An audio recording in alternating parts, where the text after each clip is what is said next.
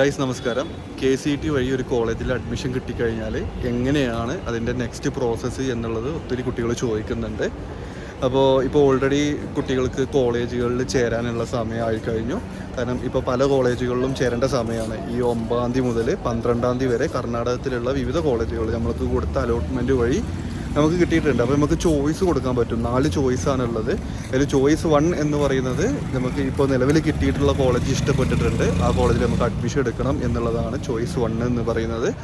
അപ്പോൾ അങ്ങനെ ചോയ്സ് 1 കൊടുത്തവരും ഇനി അടുത്ത അലോട്ട്മെൻറ്റിന് വേണ്ടിയിട്ട് മത്സരിക്കുന്നവരും കോളേജിൽ വന്നു കഴിഞ്ഞതിന് ശേഷം എന്തെല്ലാം പ്രോസസ്സുകളാണ് ഉള്ളത് എന്നുള്ളതാണ് പറയാൻ പോകുന്നത്. ഒന്നാമത്തെ കാര്യം, നമുക്ക് കിട്ടിയിട്ടുള്ള കൺഫർമേഷൻ സ്ലിപ്പ്, KEയുടെ ഡീറ്റെയിൽസ് കാര്യങ്ങളൊക്കെ കൺഫർമേഷൻ സ്ലിപ്പിൽ കൊടുത്തിട്ടുണ്ട്. എന്തൊക്കെ ഡീറ്റെയിൽസാണ് വേണ്ടത് എന്നുള്ളത് ഡീറ്റെയിൽസ് മൊത്തം നമ്മൾ പ്രിൻ്റ് ഔട്ട് എടുത്തിട്ട് കോളേജിലോട്ട് വരണം. കോളേജിൽ വന്നിട്ട് ഇപ്പോൾ ഓരോ കോളേജുകളിലും ഓരോ പ്രോസസ്സുകളായിരിക്കും. കോളേജിൽ വന്നിട്ട് പ്രിൻസിപ്പളെ കണ്ടിട്ട് സിഗ്നേച്ചറും കാര്യങ്ങളും ചെയ്ത് കഴിഞ്ഞതിന് ശേഷം, സൈനും കാര്യങ്ങളൊക്കെ കിട്ടിക്കഴിഞ്ഞതിന് ശേഷം നമ്മൾ കോളേജിലുള്ള സിസ്റ്റത്തിൽ നമ്മുടെ ഫേസ് വെരിഫിക്കേഷൻ, നമുക്ക് കിട്ടിയ കുട്ടിയുടെ ഫേസ് വെരിഫിക്കേഷൻ, KEയുടെ ഫേസ് വെരിഫിക്കേഷൻ നിങ്ങൾക്കറിയാം, ഫേസ് വെരിഫിക്കേഷൻ ചെയ്യണം. ഫേസ് വെരിഫിക്കേഷൻ ചെയ്ത് കഴിഞ്ഞാലാണ് KEയിൽ നിന്നും കോളേജിലോട്ട് നമുക്കൊരു സ്ലിപ്പ് തരും. ആ സ്ലിപ്പിൽ നമ്മുടെ ഫോട്ടോയും, ഫേസ് വെരിഫൈ ചെയ്ത ഫോട്ടോയും, ആപ്ലിക്കേഷനിൽ കൊടുത്ത ഫോട്ടോയും മറ്റുള്ള ഡീറ്റെയിൽസും കാര്യങ്ങളും, നമ്മൾ അടക്കേണ്ട ഫീസ് 1,40,000 രൂപ ഫീസും അതിൽ കൊടുത്തിട്ടുണ്ടാവും.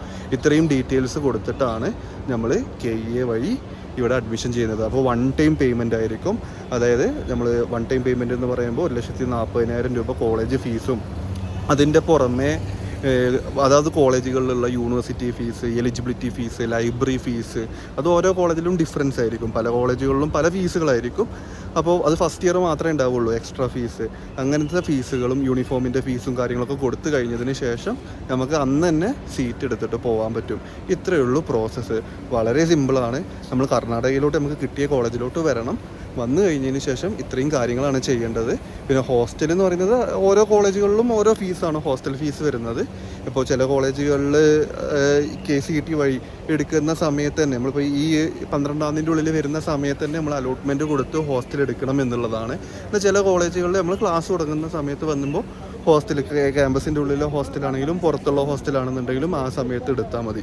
ഇത്രയേ ഉള്ളൂ ബേസിക് ആയിട്ടുള്ള പ്രോസസ്സ് എന്ന് പറയുന്നത്. അപ്പോൾ നമ്മുടെ ഗ്രൂപ്പിലുള്ള എല്ലാ മെമ്പേഴ്സിനും നല്ല നല്ല കോളേജുകളിൽ അഡ്മിഷൻ കിട്ടി എന്നുള്ള വിവരം ഞാൻ അറിഞ്ഞു. KIMS medical college, saint John's, saint Martha's, father Muller's, Lakshmi memorial college of nursing, Vaidehi medical college, അങ്ങനെ പല medical college, Rajarajeswari medical college, ഇങ്ങനെ അത്യാവശ്യം നല്ല മെഡിക്കൽ കോളേജുകളിൽ വലിയ വലിയ ക്യാമ്പസുകളിൽ പഠിക്കാനുള്ള അവസരം കിട്ടിയെന്ന് ഞാൻ അറിഞ്ഞു. അപ്പോൾ എല്ലാവർക്കും നല്ല ആശംസകൾ നേരുന്നു.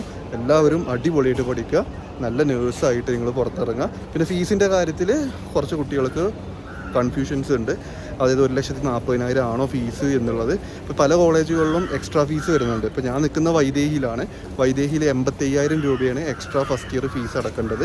അതിൽ യൂണിഫോം, ബുക്സ്, അതുപോലെ തന്നെ ലൈബ്രറി ഫീസ്, മറ്റുള്ള ഫീസുകളും കാര്യങ്ങളൊക്കെ അതിൽ ആഡഡ് ആണ്. ഇത് പല കോളേജുകളിലും വ്യത്യസ്തമായിരിക്കും എന്നുള്ള വിവരം നിങ്ങൾ അറിയണം. അപ്പോൾ ഇത്രയും ഡീറ്റെയിൽസാണ് ബേസിക്കായിട്ട് പറയാനുള്ളത്.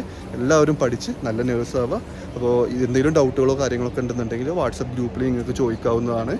അപ്പോൾ കൂടുതൽ വിവരങ്ങൾക്ക് നമ്മുടെ ചാനൽ ഫോളോ ചെയ്യുക. നന്ദി, നമസ്കാരം.